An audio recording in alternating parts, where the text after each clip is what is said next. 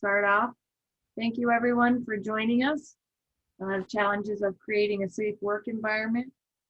As we know, this is a Zoom meeting. We're in the webinar portion, so if you have any questions that come up while we're in this webinar, please feel free to post them in the question and answer box. We'll get to as soon as we can. We'll try and answer all the questions that come through. We have a little change in our agenda today. One of our speakers, Richard Wabi, is not able to join us today. So it will be just Scott and myself for today's webinar. He's probably dealing with all that DOT stuff I was just talking about. He probably is. Some job site, and having to put up with all that stuff. Well, that's no problem. We can get rolling. And Heidi, frankly, this category is one that you can jump in on anything. You probably know as much as I do about it, and Richard. So we can go back and forth on the areas that we want to talk about with both you and I, if you'd like. Okay. Would you like to kick us off with what it means to have a positive safety, a culture around safety, and how it might be different from what companies actually think about safety? Yeah, I mean, let's start there. Obviously, the challenges of creating a safe work environment, and whether we need to leave the slides up or not, it makes no difference to me. But this has been the topic of discussion in the world of safety since the beginning of time, long before I was involved with it. And it's something that companies are always striving for. We call it world-class safety programs, right? A lot of us think that we have a world-class safety program. I don't really know what that means. And a lot of time the measuring stick is a little bit off. Do we have injuries? Do we have fatalities? I mean, what makes us world-class? And it's a very big category. And I don't know as if it's over not confusing for us, but ultimately we've got to have top lines of communication. We have to all understand that unsafe acts is a big portion of our issues in industry as it relates to risk and safety and policy and procedures, because we have people in the mix. And they don't always follow the policy, they don't always follow the procedures, and they're not always overly engaged with what we're trying to put forward. So this is a challenge, and I think there's hours and hours of conversation that we could have on the topic, but the goal really is to have a tribe-like or a culture-like, this is the way we do things around here mentality, and that requires everyone to have complete buy-in and engagement where they're willing to come to me or you and say, look, I got a question or a concern, maybe you can help me out, versus just kind of run with it. So those are some of my initial thoughts anyways on kicking this off, and I think that's the direction that we need to go in. I don't know what you think about on that, Heidi. I think you're right. It's definitely a culture that the whole organization has to buy into it. What's your thought on it, how do you get to that point?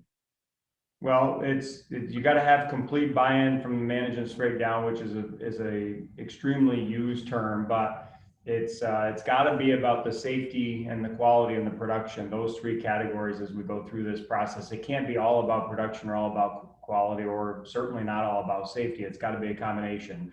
And we've got to make sure that we're pulling this all together and looking at total engagement. And when you have highly engaged staff that are producing good quality products and doing it and managing their risk, right? Not necessarily safety, but managing their risk. And there's a big component there in my mind.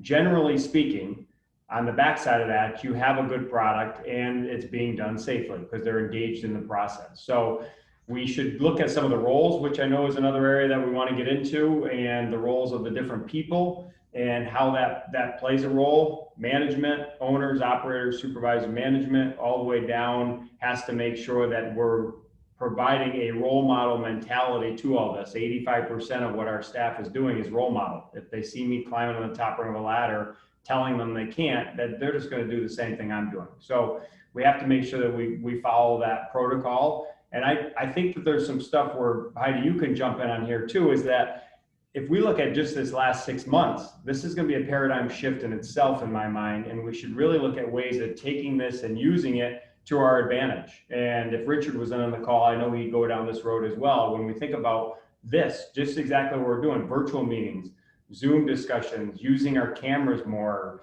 being involved on job sites without necessarily going to the jobs, but it blends a little bit on our roles on how we can manage this. And don't you think, Heidi, that we can utilize some of this technology to really be in front of the people a little bit more and help with that engagement piece?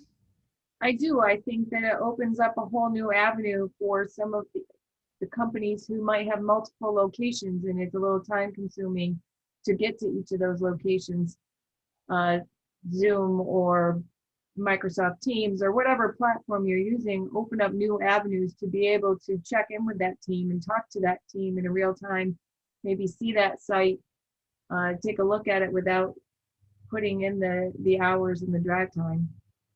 Yeah, I know that there's a lot of operators that are utilizing things like I'm the supervisor in the field and I can take a video with my camera and talk. It could be a safety supervisor, let's say, that I can't be right on location, but I'm a supervisor. I'm working with my supervisor in the field. They're taking video and talking about their job. They got some trenching going on or some confined space or some elevated work areas that they got to work in. And then you can have a back and forth conversation to be engaged in the process with the job safety analysis, let's say. And then that process can be shared with the rest of the staff, even perhaps with me on the phone. It could be totally done virtually. So now that I'm involved, and I can let them know some of my thoughts on that process. So there's a lot more engagement that way, in my mind, using when we talk about our roles and this stuff, we can change the way that we do it a little bit to get that increased engagement. What do you see as the role of, say, it's just the worker that's out there? How can they start this process or, get buy-in on this? The worker themselves? Yes. It's all still on the idea that they're comfortable with coming to the supervision on the job and asking questions, and then adding those other layers and components backwards. Your opinion, when you bring it to me, your opinion and your ideas and your thoughts seem to count. That's important. You get buy-in with those staff. You're looking at their ideas and their thoughts. We even call this in the fringe, right? There's some fringe ideas and thoughts that maybe can be thrown into there, or maybe we table a thought. So that's going to help encourage that engagement versus just totally ignoring those ideas and those thoughts that they bring to the table, or right back at them and more like a shark bite by saying that's a stupid idea. We would never try that. You're going to totally lose that engagement. I don't know if that's kind of the direction you're thinking in, but that's what I think we need to be doing. Right. Every single person at the operation needs to have their ideas brought forth and look at it and be all judged in the same way. Right. Challenges are endless. Scott Geller is someone that we've all spent a lot of time talking to and reading on and listening to in the safety environment. And he, back in the 80s, came up with this idea of unsafe acts. It's really where it came from back in the safety history. And most of us looked at that stuff. And I frankly still subscribe to that idea. You're dealing with people and you got to continue to evolve. And that's always going to be a challenge. You're always going to have to shift and adjust. I was a little off topic. I was at lunch with a investment guy who's a friend of mine and just talking shop. And he was making some comments on some of the younger people in his office, how everything they do is virtually. You say, hey, John, what are you going to do today? Well, or this weekend, I'm going to get on and play some games with my friends. Well, they're not getting around a table and playing Madden with a Sega where four of them are sitting in front of it. They're on headphones, they're virtually talking. They're not even going to leave their house, their basement. That's their total interaction. So they're sucking up some of these ideas of working virtually and the videos and interacting inside of these training programs or on a tailgate talk where you can pull people in. So it's just, there's some challenges that make it different, but I think we can certainly evolve in the right way to continue to get the engagement. And outside of using some of this new technology, what are some of the other ways that you might be able to get your staff engaged or even accountable for what's going on? Well, accountability is a big piece, and we've got to hold people accountable and make sure that they understand that they see it, they need to act on it, and they need to do it. And a lot has gone on in the safety industry where someone will approach me and say, look, I think you should wear safety glasses while you do that task. And my first comment is, mind your own business and stay out of my job. I've been doing this for 30 freaking years. I don't need you to tell me how to put safety glasses on. We've got to change that. When they see it and they're trying to own it and solve it and they approach me, I got to have an open line of communication. Say, you know what? I forgot. Good idea. Thanks for caring about me and a little back and forth there. There's a level of empathy. And a lot of people in our industries, construction, and I don't know everyone that's on this webinar particularly, but generally speaking, in the blue collar world where we're talking about safety a lot, manufacturing, construction, mining, we've got a lot of rugged, tough individuals, men and women out there who don't really feel that empathy is a component they should be capitalizing on. They look at it as too feminine, if you will. I get that a lot, but there's a huge component there that's got to be done to get that engagement and to have that involvement. It's all around empathy, and it's all about caring for each other. So big component. Accountability is part of what you mentioned, holding yourself accountable and holding each other accountable. You're right. Empathy does play a big part of it. Even just explaining to that person why you might want them to do that, why you're asking them to do it in a certain way, or looking for something to be handled in a specific manner, then that explains to them, lets them know that you care about them and that you're asking for it for a certain reason. Right. And so lots of stuff there that we can certainly play with and continue to work with. But again, a lot of our conversation right now is this 6-month moment that this COVID has brought some different things to those of us that are in a little bit different generation. I know that our organization has trained well over 7,000 people virtually since March. Prior to March, we probably trained about 10, right? Maybe I'm wrong, Heidi, but right. 10 people. It was a struggle to get on a webinar or do any of this stuff. So it's certainly changed the way that we look at it, and there's good ways to use this technology. Now, you mentioned looking at JSAs and things like that for the safety culture. Are there other things like timelines or paperwork that should be looked at to do that as well? All of it needs to be on the table. It all needs to be looked at and analyzed and kicked around and stirred up across the board, right? And we can get into any of these categories. The tailbox talks, the annual training, the constant communication. We don't need to wait for an annual training to have a conversation about Scott not wearing safety glasses, which we talked a little bit about. So the constant open door policy is the key component to this stuff. And we have to always remember and fall back on, we can't be complacent with the fact that, which we started off with early on, are we world class? I don't know what world class really means. I hear companies say it, and I'm with people that we got a world class program. Well, again, I don't know how you measure that. It's and it gets confusing sometimes. So in my mind, it's like anything else that we do. It's like an athlete. We're always looking to improve. If it's 1% or 0.5% every week, whatever it might be, it's always a little bit of improvement. And that's the constant challenge of creating a safety culture, minimizing risk and exposure, is always working to improve. Never get complacent thinking that just because we didn't have any injuries or fatalities or citations, however we want to measure this in this last 6 months, that we're now world class. So we got to be cautious with that. Okay. What are some of the ways you suggest to help break down the walls of some of those who are resistant to this, who have that rugged mentality? This open lines of communication. Okay. That's what you're thinking, that back and forth, that barricade they got up there.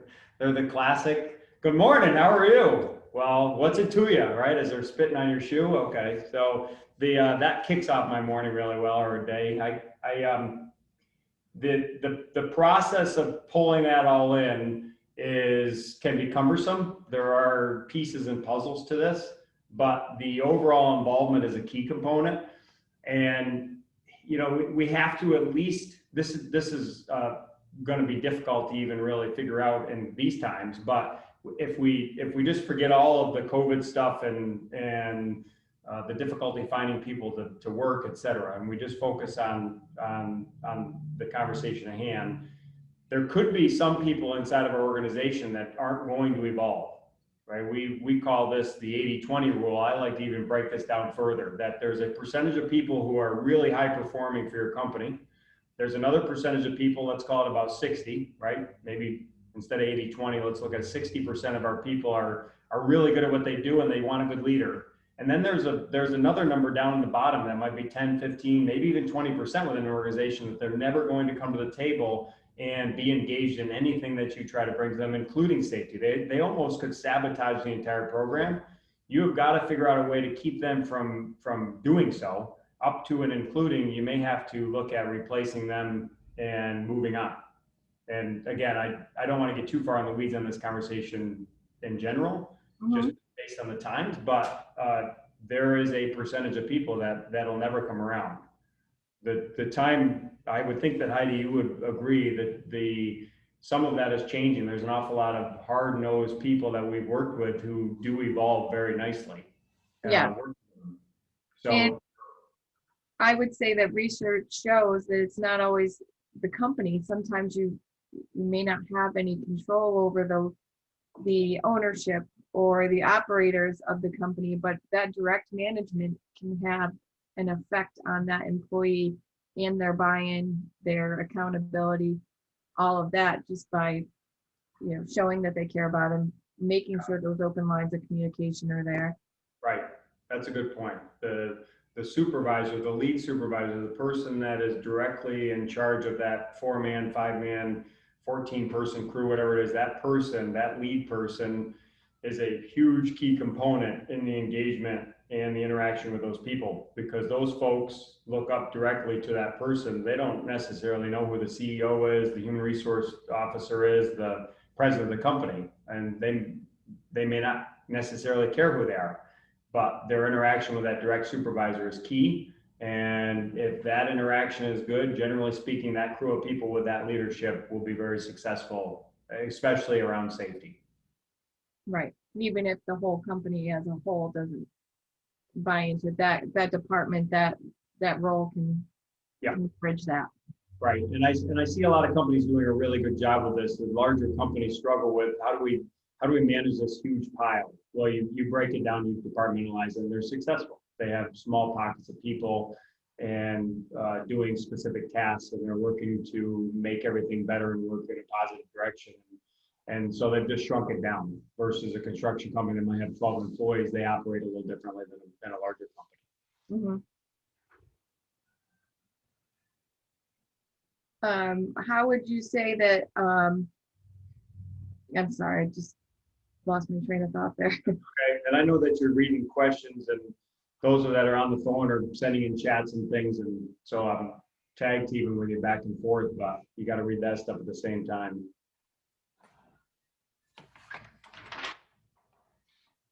Did you have a question specific on something that we're already chatting about? I don't have a question specific right now.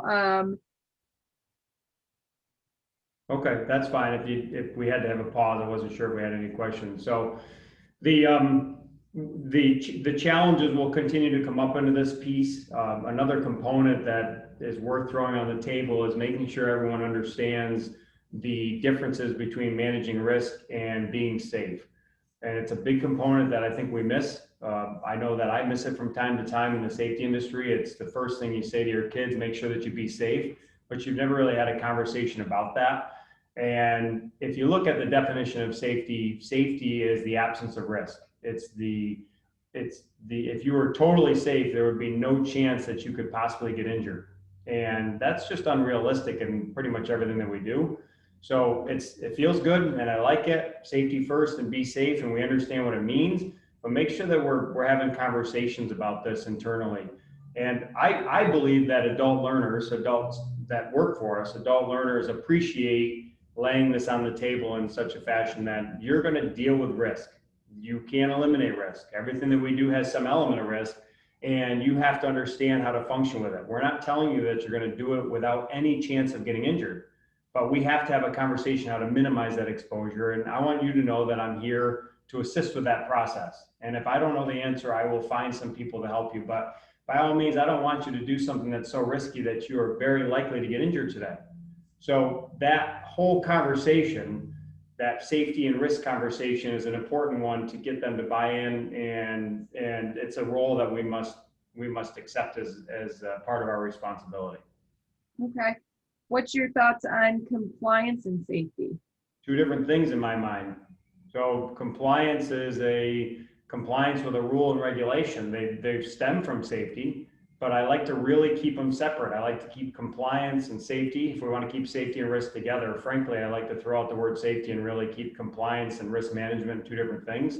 You could be in complete compliance, but still doing something that is at risk, or vice versa. So I really like to keep them separate and let them blend as you pull down the road. And it we all can agree that compliance can cost us a lot of money and a lot of headaches, but it's a bare minimum set of standards for the most part. We should be well beyond that, and to feel comfortable with having conversations of let's have some lines in the sand on them.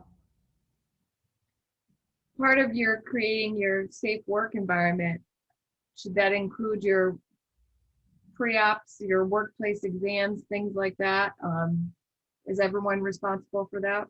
Yeah, I know that's kind of just I don't know if that's a question from the group or just a question, to kind of tee up some conversation, but of course, I'm preaching to the choir with just you, Heidi. It's workplace exams, pre-planning, all those things minimize our risk. And it is super important. It doesn't take a lot of time, but if I can keep folks from having to improvise, right? I got all the tools I need, all the equipment when I show up on the job to do it. It's less likely that I'm gonna have an issue. And if they're starting to think of, oh, this is cool and this is acceptable to have this conversation with Scott, that I might need a man lift or I might need a ladder that's 18 foot long instead of 12 feet long because I'm getting on a building that requires that versus me trying to improvise and duct tape two together. Now you start to really get some traction with people who are bringing some really good suggestions and ideas to the table through this whole conversation of this is cool. This is a really cool spot to play in, us having this back and forth on everything that you need to do this job safely and productively. And it's important to me, and it needs to be important to you. What's your thoughts on a supervisor who maybe can't get through to an employee, not using another employee, but working with another employee who might be able to get that other one to have more buy-in, Adjust the coach. Is that what you're telling me? Yes. John doesn't really relate to Scott, really, frankly, hates talking to him, but he does a good job talking with Heidi. So Scott and Heidi talk about a game plan collectively, and Heidi works with John. Right. Yep. I think it's brilliant. I think it's absolutely stuff we should be doing. And we talk about this and even in the enforcement side. I know it's not really around our topic today, but just think about the value in assigning the correct person for an enforcement piece. We've been doing a lot of this. How do we deal with an OSHA inspection in different industries lately? You and I have, Heidi, and biggest message has been plan for the inspection with a person who can handle the inspection. The worst thing you do is put an employee who is really bad temper and doesn't want to have interaction with that inspection process as the person who's dealing with your inspection. So it's got to be the right coach to coach that mentality and coach that athlete that's out there on the job site. Okay, we've got just about 5 minutes left. We've answered most of the questions. Just want to run through the bullet points and make sure we've covered everything. We've talked about the positive culture around safety, how you have to build that culture. In each person's roles, I know we've talked about the immediate supervisor, the employees, the management, and how everybody plays a role in that. You have any other last minute words that you wanted to? Just the same message. Continue to hammer on this. It's unfortunate Wabi couldn't get on. Wabi's been studying this stuff for a long time as well. He'll get on another one, I'm sure. And he's always available to talk to anyone who wants to talk to him if there's someone on the phone that knows Richard. But this has been a conversation that we've been dealing with all along, and it's still stayed in a similar wheelhouse that we're dealing with people, and you got to be really good at dealing with those folks. And there's different personalities and different behaviors, and you got to figure out how to work with them or tag team with some other folks that are in your organization. But that's going to be the key to making sure that you stay focused on that stuff. And you're looking for total engagement, total buy-in, a tribe-like mentality, a mentality where this is the way we do things around here. And by all means, if you think you're going to put my teammate in harm's way, you're going to be in some trouble. And that's a mentality that's totally different than someone walking by me doing something unsafe and not even being willing to have that conversation. So it's that's really what we're looking for, and all of the top performing companies do so. They have a similar formula as a professional football team would have. It's all around that same mentality. This is the way we do things around here. So I'm always around. I'm always happy to talk shop. I certainly appreciate you pulling this all together, Heidi, and tag teaming with me as well as helping with the administrative piece. I know that that's a struggle. And I know that Sam's on the phone as well, as helps you a lot. So there's a lot that happens with pulling these together. I hope this little session was useful. Feel free to reach out to us. I'm always interested in talking shop. I learn as much from you in the field as you could possibly learn from me, probably more so. So give me a call, give Heidi a call. I appreciate it. I have nothing further, Heidi, unless you do. I don't. I put our contact information up on the screen. If anyone has any questions or anything that we didn't discuss in today's meeting, we appreciate you all joining us today and hope you have a great day. Yeah, me too. Appreciate it. Keep up the good fight.